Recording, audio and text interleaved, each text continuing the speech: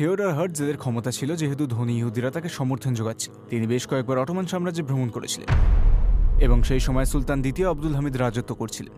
আর এই ঘোষণায় বলা আছে, একদল ভূমিহীন মানুষের জন্য একটি মনুষ্যবিহীন ভূমি। চেষ্টা চলছিল ইহুদিদের প্রতি তৈরি হওয়া বিরূপ ধারণাগুলো দূর করা। সমস্ত মিডিয়া ছিল তাদের নিয়ন্ত্রণে। জায়নিস্ট নেতারা মনে মনে রেগেছিলেন সেসব ইহুদিদের ওপর যারা নিজেদের লক্ষ্য ভুলে গেছে।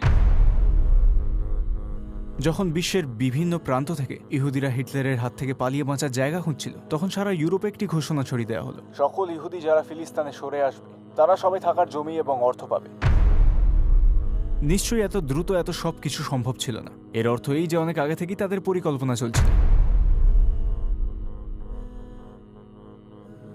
জায়ানিজম কি? এর শুরু কোথা থেকে?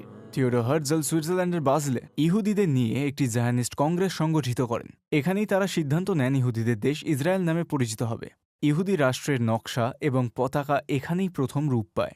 দুটি রেখার মাঝে দাউদের তারা, নবী দাউদ আলাহিসাল্লামের তারা, অর্থাৎ উষা আল্লাহ ইসলামের জেরুসালাম জয়ের পর নবী দাউদ আলাহ ইসলামই সেই রাষ্ট্রকে গড়ে তোলেন। তারা দুটো সে ঘটনাই মনে করে। দাউদের তারা আমাদের বলে, ঠিক এখানেই আমরা ইহুদি রাষ্ট্রের পুনঃপ্রতিষ্ঠা করব। আর সেই নীল রেখা দুটি নির্দেশ করে নীল নদ আর ফোরাত নদীকে। সমস্ত ঝামেলার সূত্রপাত এখান থেকেই। যেহেতু তারা নিজেদের শ্রেষ্ঠ জাতি বলে মনে করে, সবার চেয়ে ওপরে, সমস্ত পৃথিবীকে তারা ছোট চোখে দেখে, সবার প্রতি তাদের ঘৃণা। মানে মুসলিমরা এখানে তাদের একমাত্র নিশানা নয়, তারা খ্রিস্টানদেরও ঘৃণা করে। সমস্ত পৃথিবীকে ঘৃণা করে তারা ভাবে তাদের সম্পত্তি দখল করে নেওয়া হয়েছে। ভেবে দেখুন, আপনার ধর্ম আপনাকে এরকম কিছু একটা শেখাচ্ছে, এই সমস্ত কিছু তোমার ছিল অমুক আর তমুক এসে তোমার জায়গা দখল করেছে। তাদের সাহস কি করে হলো আমার সম্পদ নেওয়া? এগুলো আমায় উদ্ধার করতে হবে, সমস্ত পৃথিবী আমার জয় করে নিতে হবে। এটাই তাদের মূল বিশ্বাস।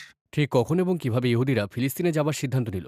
অবশ্যই থিওডর হার্টজেলের শুরু থেকেই জেরুজালেমের ওপর নজর ছিল না।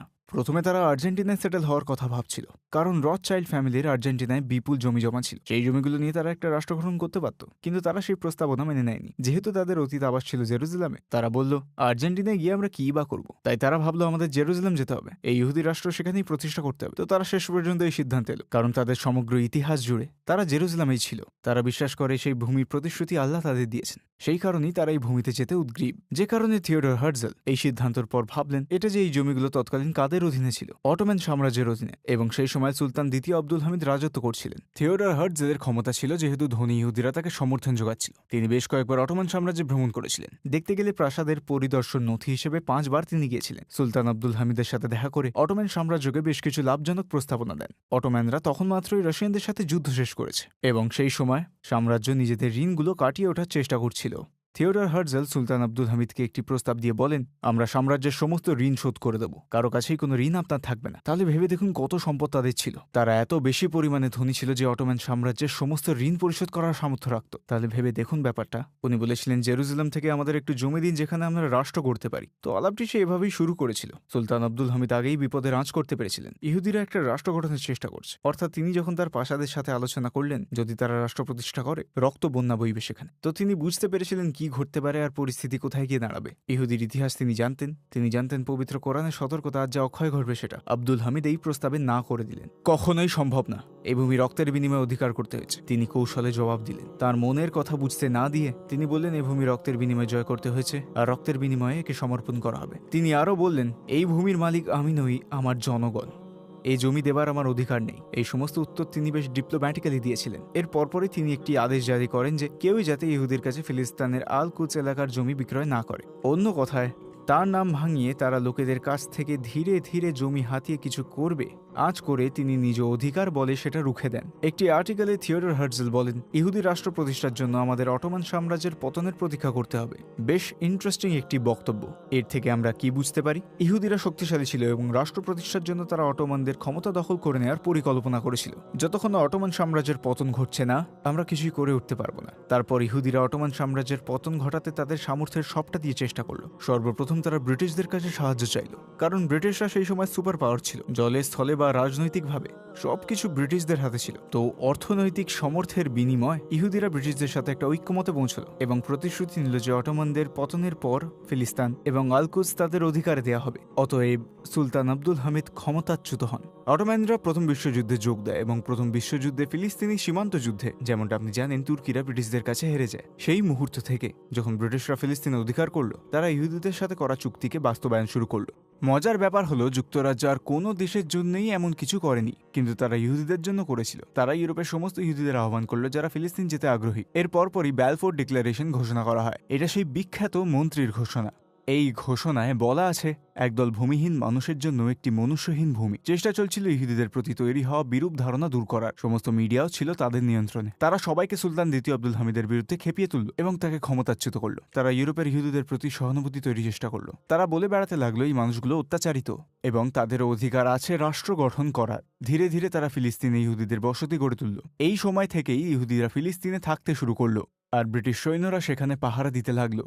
কেন? তারা ইহুদিদের রক্ষা করছিল। যদি মুসলিমরা বা অন্য কোনো দল তাদের কোনোভাবে ক্ষতি করতে চায়, তো ব্রিটিশ সৈন্যরা সেখানে ইহুদিদের জীবন, সম্মান এবং সম্পত্তি রক্ষা করতে লাগলো, যাতে কোনো রকম ক্ষয়ক্ষতি ইহুদিদের না হয়, এমনভাবে যেন তারা সেখানে স্থায়ীভাবে বসবাস করতে পারে। কিন্তু খুব বেশি ইহুদি সেখানে গেল না। হ্যাঁ, তারা ভেবেছিল আমরা একটা রাষ্ট্র প্রতিষ্ঠা করব, হ্যাঁ, আমরা নিজেদের লক্ষ্যে পৌঁছাবো। অনেক ইহুদি এটা বিশ্বাস করেনি। প্রায় 2000 বছর অবরুদ্ধ এবং দুর্দশাগ্রস্ত হয়ে কাটানোর পর আমরা একটি রাষ্ট্রের পুনঃপ্রতিষ্ঠা বা শক্তি সঞ্চয় করতে পারি না। এসব তাদের কাছে অলীক স্বপ্ন মনে হচ্ছিল। অর্থাৎ আমি সাধারণ মানুষের কথা বলছি, যারা ক্ষমতায় ছিল তাদের কথা না। বহু সাধারণ মানুষ এসব ঝামেলায় জড়াতেই চায়নি। একটু ভেবে দেখুন, আপনার নিজের ব্যবসা আছে, আপনি জীবনে সেটেলড। ইউরোপে আপনার একটা জীবন আছে, বাড়ি আছে। আপনি এই সব কিছু ফেলে রেখে ফিলিস্তিনে যাবেন, সেখানে একটি নতুন জীবন শুরু করবেন শূন্য থেকে। ইহুদিরা এসব চায়নি, তাই ফিলিস্তিনে অভিবাসীর সংখ্যা বেশ কম ছিল। তাই ব্রিটিশরা এবং জায়নিস্টবাদীরা, এখানে জায়নিস্ট বলতে আমি বোঝাচ্ছি থিওডর হার্জেল এবং তাদের গোপন চক্র যা চাইছিল সেটা হয়নি। ইহুদিরা সেখানে গেল না। তারা মনে করলো তারা আমাদের লক্ষ্যের সাথে প্রতারণা করছে। এক ধরনের ঘৃণা জন্ম নিল মনে। আমরা তাদের প্রতিশোধ ভূমিতে যাবার আহ্বান জানালাম, আর তারা এলো না। কেউই কষ্ট স্বীকার করতে রাজি নয়। কিছু সময় পর এই বিষয়টি, এই লক্ষ্য মানুষ ভুলতে শুরু করে। বহু শতাব্দী কেটে যায়। জায়োনিস্ট নেতারা মনে মনে রেগেছিলেন নিজেদের লক্ষ্য ভুলে যাওয়া ইহুদিদের প্রতি। সবকিছু যখন এভাবেই চলছিল, হঠাৎ একটা কাণ্ড ঘটল। জার্মানিতে নাৎসি পার্টি গঠিত হলো, আর প্রথম বিশ্বযুদ্ধ শেষ হয়ে এলো। জায়নিস্টদের তখন লক্ষ্য দাঁড়ালো ফিলিস্তিনের দিকে সমগ্র ইহুদিদের মনোযোগ আকর্ষণ করা, সেখানে একটা ভিড়, একটা জনবসতি গড়ে তুলে একটি রাষ্ট্র প্রতিষ্ঠা করা। ব্রিটিশরাও সমস্ত রকমের রাজনৈতিক সমর্থন যোগাতে লাগলো। জায়নিস্টরা ব্রিটিশদের অর্থনৈতিক সমর্থন দিয়ে গেল, আর তারা জায়নিস্টদের রাজনৈতিক এবং সামরিক সাপোর্ট দিল। যেহেতু ইহুদিদের কোনো সামরিক শক্তি ছিল না, তো ইহুদিরা সেই সব ভূমিতে শক্ত সমর্থন পেল। এখন তারা সেখানে থাকতে শুরু করলেই রাষ্ট্রের প্রতিষ্ঠা হয়, কিন্তু তারা গেল না। যাই হোক, জার্মানিতে নাৎসি দল প্রতিষ্ঠিত হলো, আর এর প্রতিষ্ঠাতা অ্যাডলফ হিটলার ছিল ইহুদিদের চরম শত্রু। তার শপথ ছিল পৃথিবীর বুক থেকে সমগ্র ইহুদিদের মুছে দেওয়ার। তিনি খুব কম সময় সমগ্র ইউরোপ দখল করলেন এবং অনেকগুলো বন্দি শিবির তৈরির নির্দেশ দিলেন। তিনি ছিলেন ইহুদিদের ভয়ঙ্কর শত্রু এবং তাদের জড়ো করে সব ধরনের অত্যাচার চালাতে লাগলেন, এমনকি জ্যান্ত পুড়িয়ে মারতেও লাগলেন। এই ঘটনা সত্যি বলতে জায়নিজমের পক্ষে কাজ করলো। কেন? কারণ সমস্ত ইহুদি যারা হিটলারের অত্যাচার ভয় পেল, বুঝে গেল ইউরোপে তারা টিকে থাকতে পারবে না। যেমনটা আপনি জানেন, হিটলার রাশিয়া আক্রমণ করেছিল, তাই রাশিয়ার ইহুদিরাও একই কথা ভাবল। যখন বিশ্বের বিভিন্ন প্রান্ত থেকে ইহুদিরা হিটলারের হাত থেকে পালিয়ে বাঁচার মতো জায়গা হচ্ছিল, সারা ইউরোপে একটি ঘোষণাপত্র ছড়িয়ে দেওয়া হলো। কি ছিল সেই ঘোষণাপত্রে? সমস্ত ইহুদি যারা ফিলিস্তিনে সরে আসবে, তারা সবাই থাকার মতো জমি এবং অঢেল সম্পদ পাবে। যদি তারা ফিলিস্তিনে সরে আসে, এই ঘোষণাপত্রটি লিফলেটে করে বিলি করা হয়েছিল। অবশ্যই হিটলারের ভয়েই ছিল তাদের পালিয়ে আসার পেছনে আসল উদ্দেশ্য। কারণ এখানে আমরা নির্বিচারে মারা পড়ছি, আমাদের পালাতে হবে। কোথায় পালাবো আমরা? ফিলিস্তিনে। এইভাবেই ইউরোপ থেকে বিপুল সংখ্যক মানুষ জাহাজে করে ফিলিস্তিনে চলে আসতে শুরু করল। এই অভিবাসনের পর ফিলিস্তিনে বিশাল ইহুদি জনগোষ্ঠী গড়ে উঠল। এরপর অবশ্যই হিটলারের পতন ঘটল এবং কিছু সময় পর ভূমি দখলের জন্য জনবসতির যে লক্ষ্য সেটা পূর্ণ হল। যেহেতু সেই ভূমিগুলো ব্রিটিশদের অধীন ছিল, তো ভূমির অধিকারজনিত একটি সমস্যা দেখা গেল। যেহেতু সেই ভূমিগুলোর আসল মালিক ছিল ফিলিস্তিনিরা, সেখানে আগে থেকেই মানুষ বাস করত, মানে ওই জমিগুলো খালি পড়েছিল না। অটোম্যানদের শাসনামলে ফিলিস্তিনিরা, আমাদের মুসলিম ভাই ও বোনেরা, সেই এলাকায় বাস করছিল। তো যখন সেখানকার মুসলিম অধিবাসীরা ইহুদিদের আসল উদ্দেশ্য বুঝতে পারল, কি ঘটল এই উপলব্ধির পর? উদাহরণস্বরূপ 6 দিনের যুদ্ধ কি এই সময় হয়েছিল? তো এখন ব্যাপারটা ছিল এরম, ইহুদিরা সেখানে যাওয়ার পর থেকে শান্তিপূর্ণভাবে ছিল না। ব্রিটিশরা হাগানা নামে একটি ইহুদি সংস্থা প্রতিষ্ঠা করে। তারা ভাবল, এখানে আমরা একটি ইহুদি রাষ্ট্র প্রতিষ্ঠা করব। আমাদের সশস্ত্র বাহিনী প্রয়োজন, রাষ্ট্র হয়ে উঠতে আর্মির প্রয়োজন। এই হাগানা সংস্থা ইহুদি আর্মির মূল ভিত্তি। তারা সেখানে অত্যাচার করা শুরু করল। জায়নিস্টরা তাদের বিলুপ্ত ভাষাকে ফিরিয়ে আনলো, হিব্রু। তারা ভীষণ চেষ্টা করল সেই পুরাতন লিপির সাথে সংযোগের ভিত্তিতে একটা জাতির ধারণা গড়ে তুলতে। তো কত বছর ধরে এসব চলল? ধরা যাক এটা ছিল 1918 সাল। এসব প্রায় 30 বছর ধরে চলেছিল। তো এই 30 বছর ধরে এসবের ক্রমবিকাশ চলতে লাগলো। আর সেই সময় থেকেই মুসলিমরা বুঝতে শুরু করলো, তখন থেকেই যখন ইহুদিরা অস্ত্র রাখতে শুরু করলো, কারণ মুসলিমরা বুঝতে পেরেছিল ওদের লক্ষ্য ছিল ভিন্ন কিছু। তারা বুঝতে পেরেছিল ইহুদিরা সেখানে স্থায়ীভাবে থাকতে এসেছে, তারা দখল করতে এসেছে। সেই সময় থেকে ফিলিস্তিনিরা জেগে উঠল এবং জমি বিক্রি বন্ধ করে দিল। আর কোনো রকম সমঝোতায় তারা গেল না। হাগানা সংস্থার অস্ত্রধারী ইহুদিদের বিরুদ্ধে ফিলিস্তিনিরা অস্ত্র ধারণ শুরু করল। অস্ত্রযুদ্ধ চলতে লাগলো। 1948 পর্যন্ত এই দ্বন্দ্বগুলো চলছিল এবং ব্রিটিশ সৈন্যদল সেখানে অবস্থান করে সম্পূর্ণভাবে ইহুদিদের রক্ষা করল। ইহুদিরা কনফিডেন্সের সাথে লড়ছিল, কারণ পেছন থেকে ব্রিটিশ সৈন্যদলের সমর্থন আছে। এমনকি আজকের দিনেও ঠিক এমনটাই ঘটছে। তারা গাজা আক্রমণ করে আর আমেরিকান নৌবহর তৎক্ষণাৎ তাদের সমর্থনে এগিয়ে আসে। তখনও এমনটাই ছিল। ব্রিটিশ সৈন্যদের সমর্থন নিয়ে তারা আক্রমণ করত। যদি ব্রিটিশ সৈন্যদের ফিরিয়ে নেওয়া হতো, আমরা দেখতাম কতদিন তারা টিকত সেখানে। আমি বিশেষ জোর দিয়ে বলতে চাই, ব্রিটিশ সৈন্যরা সেসব লড়াই জোরপূর্বক অন্যায়ভাবে দামিয়ে দিয়েছিল। এ আমার ছেলে, আমার দুষ্টু ছেলে। দ্বন্দ্বযুদ্ধ থামিয়ে তারা বাইরের থেকে রাগ দেখালেও আড়ালে তারা বলছিল, বেশ ভালো করেছ। 1948 সালে ইহুদিরা সমস্ত অর্গানাইজেশন প্রতিষ্ঠা করে ফেলল এবং সমস্ত পৃথিবীতে ঘোষণা করে দিল যে ইসরায়েল নামে তারা একটা রাষ্ট্র প্রতিষ্ঠা করেছে। তাদের প্রতিষ্ঠিত রাষ্ট্র সম্পূর্ণ ফিলিস্তিনকে বেষ্টন করে রেখেছে। যখনই তারা ইসরায়েল রাষ্ট্রের ঘোষণা করল, ইসরায়েলের চারপাশের মুসলিম আরব দেশগুলো যুদ্ধের ঘোষণা করল। ইরাক, সিরিয়া, লেবানন এবং মিশর। অবশ্যই এটা বোঝাই যাচ্ছিল যে এই দেশগুলো ইসরায়েলের বিরুদ্ধে যুদ্ধ ঘোষণা করবেই। তবে ইসরায়েলও যেন তাদের সাথে লড়তে চাইছিল। আমরা এখনো 1948 সালে আছি। তারা নিশ্চয়ই এত কম সময়ে সমস্ত সরকারি প্রতিষ্ঠানগুলোকে প্রতিষ্ঠা করে উঠতে পারত না। নিশ্চয়ই এত দ্রুত এত সবকিছু কখনোই সম্ভব ছিল না। এর মানে দাঁড়ায় অনেক আগে থেকেই তাদের এসব পরিকল্পনা ছিল। নিশ্চয়ই জানেন, আমরা বলছি সুলতান দ্বিতীয় আব্দুল হামিদের সময়ের কথা। এই পরিকল্পনা তখনকার। তাদের সাংগঠনিক ভিত্তি পরিকল্পনা তখন থেকেই ছিল, কে কিভাবে কোথায় দায়িত্ব পাবে। কারণ এত অল্প সময়ে তারা পূর্ণাঙ্গ একটি রাষ্ট্র গঠন করল। হঠাৎ করে শিক্ষা প্রতিষ্ঠানগুলো গড়ে উঠল, ঠিক যেন কোনো রেডিমেড প্যাকেজ। অবশ্যই এসব পরিকল্পনা অনেক আগেই তৈরি করা, কিন্তু সবচেয়ে শক্তিশালী সৈন্যদল তাদের সাপোর্টে ছিল। সব ধরনের সমর্থনই তারা পেয়েছিল। তাদের গোয়েন্দা কার্যক্রম ছিল ভীষণ তৎপর। সেই আরব দেশগুলো ভেতর থেকে ভেঙে পড়ল। এর পেছনে ছিল অনেক কুটচাল এবং কলাকৌশল, সাথে গোয়েন্দার তৎপরতা এবং নিয়মিত বিরতিতে সবসময় যুদ্ধ চলতে লাগলো। তারপর 1967 সালে সেই বিশাল যুদ্ধ, তারপর আরেকটি 1973 সালে। ওই অঞ্চলের আরব দেশগুলো লাগাতার ইসরায়েলের সাথে যুদ্ধ করছিল এবং সবসময় আরবই এই যুদ্ধগুলোতে সবচেয়ে বেশি ক্ষতিগ্রস্ত হয়েছে, কারণ তাদের সমস্ত সামর্থ্য নিঃশেষ হয়ে গেছিল। মানে যুদ্ধ চলাকালীন সময় তাদের প্রাতিষ্ঠানিক ভিত্তি ভেঙে পড়েছিল, যেন ইসরায়েল ইচ্ছে করে তাদের সাথে যুদ্ধে জড়াচ্ছিল। যেন তারা বলছিল, এসো আমার কাছে এসো, তোমার শক্তি আমি ধ্বংস করছি, তুমি আমায় টুকরো করতে চাও, তোমার শক্তিও আমি ধ্বংস করে দেব। মিশর তখন একটা বিরাট শক্তি থাকতেও মিশরকে তারা ধ্বংস করলো। তারা মিশরের সমস্ত সামরিক শক্তি ধূলিসাৎ করে দেয়। ইরাকের ভাগ্যেও একই জিনিস ঘটল। এই জায়গাটাতেই আমরা সবসময় ভুল করি। আমরা ভাবি নীলনদ এবং ফোরাতের মাঝের ভূমি বিপদগ্রস্ত। আমরা ভাবি অন্য জায়গাগুলোর বোধহয় কোনো বিপদ নেই। মানে তুর্কির কিছু অংশ সেই ভূমিগুলোর মধ্যে পড়ে, ফোরাত নদীর সীমানার মধ্যে। কিন্তু আমরা ভুল ভাবছি। যেমনটা আমি আগেই বলেছি, তারা পুরো পৃথিবীটাকে চায়।